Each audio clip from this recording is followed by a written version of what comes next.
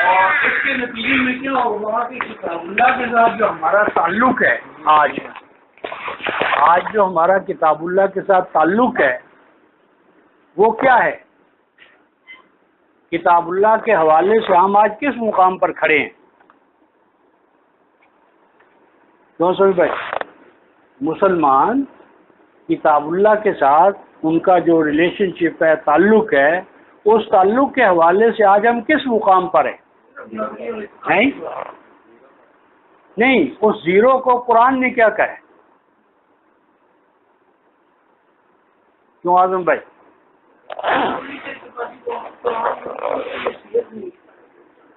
یہ ساری باتیں صحیح ہیں، لیکن قرآن نے اس کیفیت کو، حالت کو کس طرح بیان کیا ہے؟ ہاں، اور ایک اس سے بھی بڑی ایک ہے، دو لفظ استعمال کیے ہیں۔ ہاں، لیکن وہ بھی ہے، لیکن دو لفظ بولے ہیں تو سمجھ بھائی کیا ہیں؟ نہیں، اس کے لیے سورہ الجمعہ 62 سورت اور آیت نمبر 5، اس میں ایسی امت کو کہ جو کتاب اللہ پر ایمان کا دعویٰ کرے، کتاب اللہ پر کوئی بھی کتاب ہو اللہ کی طرف سے نازل ہونے والی، اس پر وہ ایمان کا دعویٰ کرے لیکن وہ نہ جانتی ہو کہ یہ کتاب ہے کیا، ایمان ہے کیا، ایمان کے تقاضے کیا ہیں، مومن کی پہچان کیا ہے، تو ایسی قوم کو اللہ تعالی نے گدھا قرار دی ہے۔ 62/5 62/5 مثل الذین حملوا التوراۃ ثم لم يحملوها کمثل الحمار يحمل اسفارا۔ ایک گدھا ہو اور گدھے کے اوپر آپ علوم و فنون کی کتابیں گڈیوں کی شکل میں لاد دیں تو اس گدھے کو ان کتابوں سے کوئی فائدہ پہنچے گا؟ یا وہ جو غلامی کی زندگی گزار رہا ہے گدھے پن کی، کہ وہ پیچھے سے آ کر یہ ڈنڈا مار رہا ہے، یہ ڈنڈا مار رہا ہے، تو اس سے وہ نجات پا سکتا ہے؟ عوام الناس تو اس مقام پر آ جاتے ہیں، عوام الناس، عامت الناس گدھے کے مقام پر ہوتے ہیں، اور جو گدھا بناتے ہیں ان کو، یعنی مذہبی پیشوا، ان کو قرآن نے کیا کہا ہے؟ 7/175 قائدین کو، لیڈر کو قرآن حکیم نے کیا کہا ہے؟ الکلب، کتا۔ 175 176 یعنی جو قائد ہے اس میں کیا ہے؟ کتا پن۔ کتے سے کیا مراد ہے؟ کتے سے مراد خود قرآن نے 7/175 میں کہا ہے کہ ان کا ہرس اور لالچ کبھی ختم ہی نہیں ہوتا۔ 7/175 ان تحمل علیہ یلہس او تترک یلہس، اگر یہ سائے میں بیٹھیں، اگر آپ کتے کی طرح ہڈی پھینکیں تو بھی دوڑے گا، پتھر پھینکیں تو بھی دوڑے گا، اور سب سے بڑی بات یہ ہے کہ کتے میں دوسرے کتے کو برداشت کرنے کی، کوئی کتا دوسرے کتے کو برداشت نہیں کرتا۔ آپ دیکھ لیں مذہبی پیشوائیت ہو یا سیاست دان ہو، آپ دیکھیں لوہار سے نفرت نہیں کرتا، ترخان سے نفرت نہیں کرتا، کسی پیشے کو دوسرے پیشے سے وہ عداوت نہیں ہے جو مذہبی پیشوا کو ایک کو دوسرے سے ہے، یا نہیں؟ کوئی برداشت کرتا ہے؟ یعنی میں یا ریواز گارڈن وہ ہے نا، میو گارڈنز، وہاں گلزار صاحب چیئرمین تھے تو میں عربی پڑھانے جاتا تھا، تو وہ مسجد کے جو امام تھے وہ مجھے اس طرح دیکھتے تھے کہ یہ آگے ہے، ایسا نہ ہو کہ میری امامت پر قبضہ کر لیں۔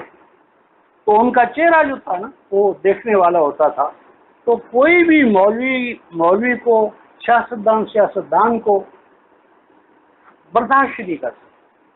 تو قرآن کہتا ہے قائد قلب کے مقام پر آ جاتے ہیں، اور جو عامت الناس ہیں وہ کیا ہوتے ہیں؟ بیمار کے مقام، گدھے کا۔ اور ان گدھوں کی حالت کیا ہوتی ہے؟ قرآن حکیم نے کہا ہے کہ ان کو اس مقام پر لے آتے ہیں 74/40 حمر مستنفرہ فرت من قسورہ۔ ان گدھوں کے اندر اتنی ذہنیت پیدا کر دیتے ہیں کہ قرآن والا آواز لگائے تو فوراً بھاگ جاؤ۔ حمر مستنفرہ فرت من قسورہ۔ قرآن والوں کو قرآن حکیم نے شیر قرار دی ہے کہ قرآن کا جو ہی کہیں بلاوا پیش کرو گے تو اس بلاوے اور آواز سے فوراً کان کھڑے ہو جائیں گے، اور جس طرح وحشی گدھا بھاگتا ہے شیر سے، تو اسی طرح وہ وحشی گدھوں کی طرح قرآن حکیم سے بھاگتے۔ حمر مستنفرہ فرت من قسورہ۔ اور جو کلاب ہوتے ہیں جن کو قرآن کتا کہتا ہے، قائدین، باسط ذراعیہ بالوسیط، یہ کھڑے ہو جاتے ہیں اللہ کی کتاب کے سامنے اس طرح کہ نہ داخل ہونا ہے اندر، نہ کسی کو داخل ہونے دینا ہے، نہ خود ہوں گے نہ ہونے دینا ہے۔ تو یہ جو کیفیت ہے کتاب اللہ کے ساتھ کہ ایک طرف حمار اور دوسری طرف قلب، اور یہ کیفیت انسانوں کو کس مقام پر لے آتی ہے؟ 13/19 یہ فرمایا کہ دونوں اندھے ہوتے ہیں۔ 13/19 یہ فرمایا کہ اندھے بن جاتے ہیں جب بنا دیا جاتا ہے۔ آفمن یعلم، یہ 13/19 کے یہ الفاظ ہیں، آفمن یعلم انما انزل الیک من ربک الحق کمن هو اعمی انما یتذکر اولو الالباب۔ اعمی، اندھا جسے ہم کہتے ہیں، تو اندھا کون ہوتا ہے اللہ رسول بھائی؟ جس کا سیدھا وہ بن جاتا ہے۔ اندھا کون ہوتا ہے؟ یہ میں نے حوالہ دیا ہے 13 سورہ رعد اور آیت نمبر 19۔ قرآن حکیم نے کہا ہے کہ جس کے پاس سمع، بصر اور فؤاد، اس کی شہادت نہیں ہے قرآن حکیم کے علم ہونے پر، وہ اس امت کا اندھا ہے۔ اندھا کون ہے؟ جو مانتا ہو کہ یہ قرآن اللہ کا ہے، لیکن قرآن کو سائنٹیفکلی علم کی بنیاد پر نہ بتا سکتا ہوں کہ یہ کیوں اللہ کا کلام ہے، اس کے کلام الہی ہونے کی دلیل کیا ہے، پہچان کیا ہے، فرق کیا ہے، کیسے پتہ چلے گا کہ یہ اللہ کا کلام ہے یا نہیں ہے۔ تو یہ علم کو اگر وہ زیر بحث نہیں لا رہا، علم کے حوالے سے وہ نہیں کرتا، تو قرآن اسے اندھا قرار دیتا ہے۔ اور نبی پاک صلی اللہ علیہ وسلم کی ہم سنت پہ اگر چلنا چاہیں اور اس طرح اہل سنت ہونا چاہیں، اور نبی پاک صلی اللہ علیہ وسلم کے اصحاب والا مقام اگر اس کو پہچانیں، تو وہ کیا تھا؟ وہ کیا تھا؟ 12:108، 12 سورہ یوسف اور آیت 108۔ اس میں ارشاد فرمایا کہ اے لوگو، میں تمہیں اس قرآن کے ذریعے اللہ تعالی کی طرف دعوت دیتا ہوں، اور میرا یہ دعوت دینا بلائنڈ فیتھ نہیں ہے، سنی سنائی بات نہیں ہے۔ کس انداز میں تمہیں اللہ کی طرف اس قرآن کے حوالے سے بلاتا ہوں؟ یہ الفاظ ہیں علی بصیرۃ انا، علی بصیرت انا، کہ میں جو تمہیں بات کہوں گا کہ مانو، کیوں مانو، اس کے لیے میں تمہیں ایک روشن دلیل دوں، روشن دلیل، قلب اور قالب کو روشن کرنے والی دلیل دوں گا، قرآن کی طرف بلاؤں گا، رحمان کی طرف بلاؤں گا، قرآن کے ذریعے بلاؤں گا، اور اس کے لیے تمہیں دلیل دوں گا، روشن دلیل۔ اچھا، آپ صلی اللہ علیہ وسلم تو یہ کام کریں گے، تو آپ کے بعد کیا ہوگا؟ کیونکہ آخر کار آپ نے بھی اس دنیا سے کوچ تو کرنا ہے، تو اگر آپ اس دنیا سے چلے جائیں گے تو پھر یہ کام کون کرے گا؟ کام یہ ہوگا یا نہیں ہوگا؟ کیسے ہوگا؟ کون کریں گے؟ اور جو کریں گے ان کا معیار کیا ہوگا؟ کیوں اعظم بھائی؟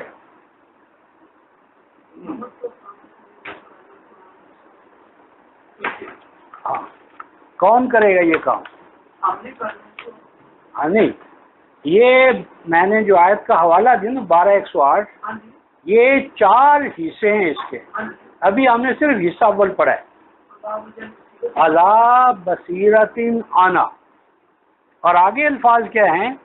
وَمَنِ اتَّبَعَنِی، وَمَنِ اتَّبَعَنِ، اور وہ بھی یہی کام کریں گے جو میری اتباع کرنے والے، جو میرے پیچھے پیچھے چلنے والے ہیں، جو میرے فالورز ہیں۔ اب نبی پاک صلی اللہ علیہ وسلم کا فالوور کون ہے اس آیت کی روح سے؟ جو عبدالغفار کون ہے؟ نمبر 1، قرآن کے ذریعے اللہ کی طرف دعوت دے۔ نمبر 2، دعوت کا انداز کیا ہو؟ علی بصیرہ، یعنی دلائل سے بات کرے، اندھا عقیدہ نہ ہو، بات مان لو میری، آؤ میرے ہاتھ پر بیعت کر لو، نہیں، علی بصیرت انا و من اتبعنی، تو جو آپ صلی اللہ علیہ وسلم کا تابع ہے، سنی ہے، آپ کی سنت کو ماننے والا ہے، اس کو بھی 2 کام کرنے ہوں گے، قرآن کی دعوت اور دعوت علی وجہ البصیرہ، اور تیسری اگلا حصہ کیا ہے؟ وَسُبْحَانَ اللَّهِ 12:108، یہاں وَسُبْحَانَ اللَّهِ کیوں آیا ہے؟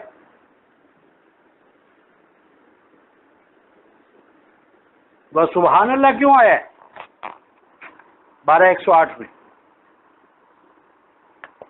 کیوں اعظم بھائی؟ یہ ایک سوال کا جواب ہے۔ سوال یہ ہے کہ قرآن کی دعوت دلیل اور بصیرت کی بنیاد پر کیوں دی جائے؟ کیوں ضروری ہے کہ یہ دعوت ہم قرآن کی بصیرت کی بنیاد پر دیں؟ کیوں ضروری ہے؟ کیوں عبدالغفار، کیوں ضروری ہے؟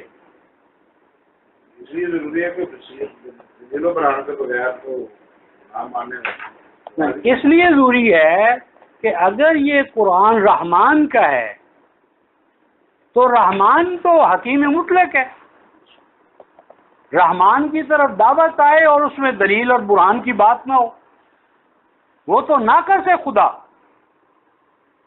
وَسُبْحَانَ اللَّهِ، ایسا خدا عاجز خدا ہے، ایسی کتاب عاجز کتاب ہے کہ وہ انسانوں کے سوالات کا جواب ہی نہیں دیتی، انسانی ریزننگ کو فیس ہی نہیں کر سکتی، وہ کیا اللہ کا کلام ہوگا؟ بس سبحان اللہ۔ فرمایا میں ایسے اللہ کو نہیں مانتا، ایسا اللہ تو ناقص ہے، ناتمام ہے، کمزوریوں کا مالک ہے، جو کہے کہ بھئی عقل کی بات نہ کرو، عقل کو وہاں رکھا ہو جہاں جوتے اتارے، عقلی پیا سے بندہ گیا۔ اور واقعی صحیح بات ہے، اگر آپ عقل، منطق، برہان کی بات کریں گے تو بلائنڈ فیتھ والے تو وہیں پر آپ کو نکال دیں گے۔ تو فرمایا وہ سبحان اللہ، میں ایسے خدا کو نہیں مانتا، میرا خدا ایسا نہیں ہے، وہ کمزوریوں سے کوتاہیوں سے پاک ہے۔ اور آگے چوتھی بات کیا گئی؟ وَمَا أَنَا مِنَ الْمُشْرِكِينَ، فرمایا کہ جو عقل اور منطق سے بات نہیں کرتے وہ تو مشرک ہوتے ہیں، اور میرا تو مشرکوں سے کوئی تعلق نہیں۔ یعنی جو دلیل منطق اور عقل سے بات سمجھا نہیں سکتا وہ نہ صرف آپ صلی اللہ علیہ وسلم کا فالوور نہیں ہے، سنت پہ عامل نہیں ہے، حامل نہیں ہے، چلنے والا نہیں ہے، مزید برآں یہ کہ اس کا تعلق مشرکوں کے ساتھ ہے۔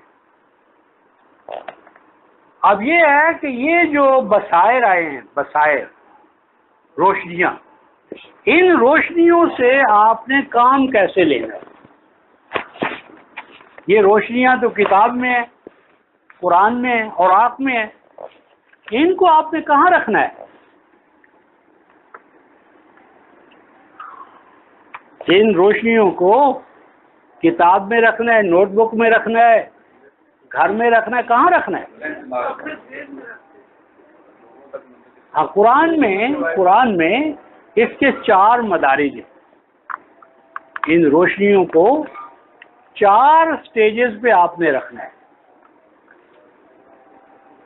پہلی سٹیج جو ہے وہ کیا ہے؟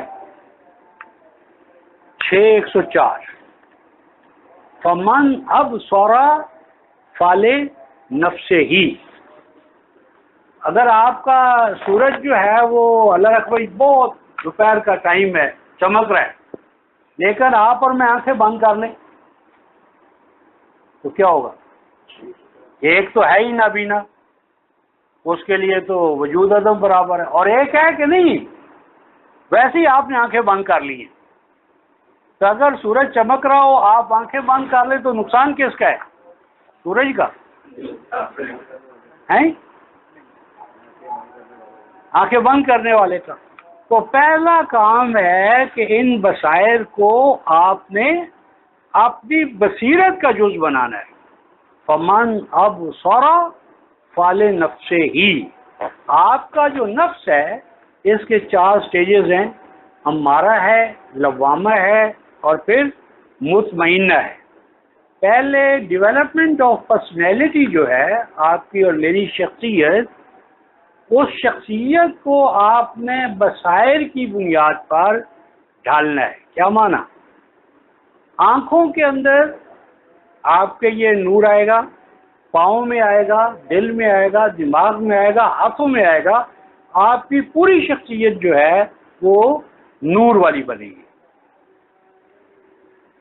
پہلے آپ کی شخصیت کے اندر یہ نور جو ہے وہ ڈھلے گا، یعنی آپ کی شخصیت اس نور کے مطابق مولڈ ہوگی۔ قرآن اس کو کہتے ہیں نیو برتھ، خلق جدید۔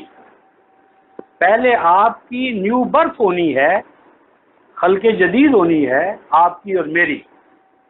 وہ جو ایک ہمیں پہلے خلق ملی ہے نا ماں باپ کے پیٹ سے، وہ دھرتی کا سامان ہے، دھرتی پہ رہ جائے، اس میں ہم مجبور تھے۔ جس گھر میں پیدا ہوئے ہیں، جس ماحول میں پیدا ہوئے ہیں، جس زبان میں پیدا ہوئے ہیں، کیا ہم سے کو پوچھا گیا تھا؟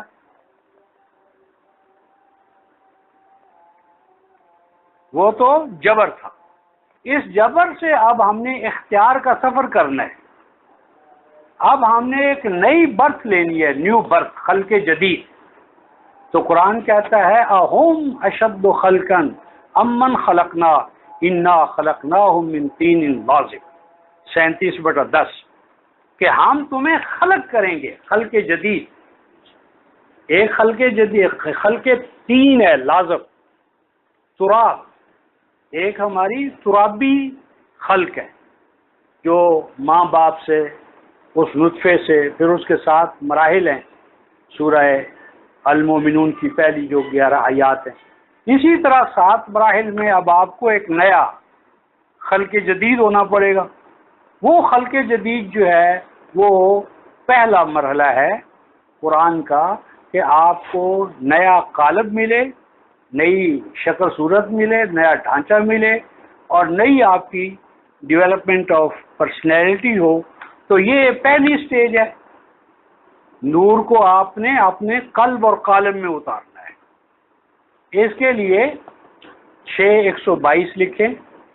6:122 اومن کان میتن فاحییناہ وجعلنا له نورا یمشی بہ فی الناس کمن مثلہ فی الظلمات لیس بخارج منها.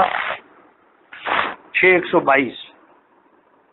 تو آج بھی دوستوں کے پاس قرآن نہیں ہے. خیر تو ہے، کیوں حسین بھائی آپ کے پاس ہے نہیں؟ اور شہزاد بھائی آپ کا گھر پہ ہے یا ساتھ ہے؟ اچھا، اللہ رکھے. آپ لیتے نہیں قرآن یا کوئی وجہ ہے؟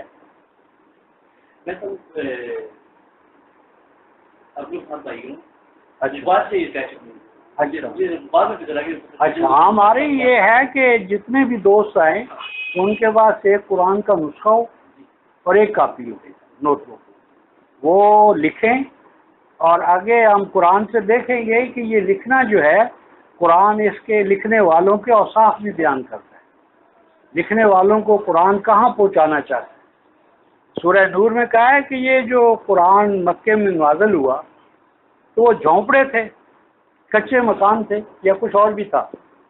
مکے میں آج سے 1400 سال پہلے کیا تھی کنسٹرکشن کی حالت، ڈیولپمنٹ کیا تھا؟ اور قرآن نے کیا کیا؟ قرآن نے کہا کہ میں ان گھروں کو جن میں قرآن کا یہ کام ہو رہا ہے، یرفع، میں ان کو اتنا بلند کروں گا کہ دنیا جہان کے محلات جو ہیں وہ ان کے سامنے خس و خاشاک کی طرف بہ جائیں گے.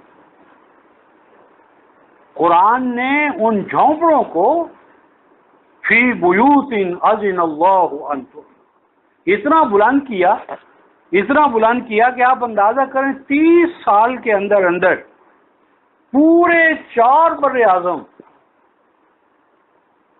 جو امپائر تھے، مجوسی اور رومن امپائر، اور آپ دیکھیں یہ آپ مراکش تک اگر آپ جائیں نا تو عربی زبان ہے.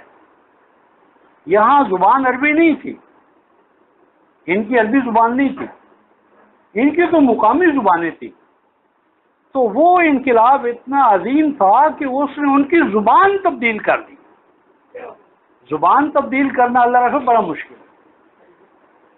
یعنی زبان تبدیل ہو جائے، کلچر، ثقافت، زبان، انقلاب کی زبان جو ہے وہ آپ کا میڈیا بن جائے، یہ بڑا مشکل ہے. تو وہ قرآن نے کیا. تو یہ جھونپڑوں سے یہ بات اٹھی تھی، فی بیوت اذن اللہ ان ترفع.